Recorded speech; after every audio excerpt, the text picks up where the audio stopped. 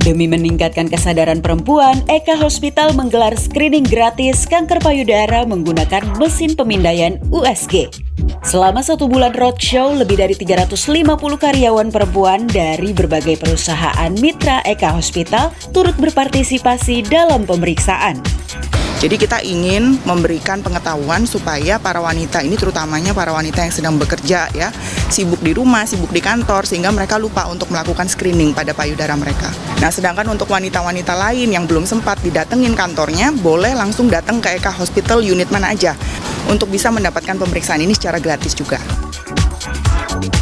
Pusat kanker terpadu milik Eka Hospital yakni Eka Cipta Wijaya Cancer Center sangat mendukung kegiatan ini dengan menyiapkan serangkaian tim dokter onkologi lengkap serta pilihan terapi terbaiknya. Eka Hospital, care for better health.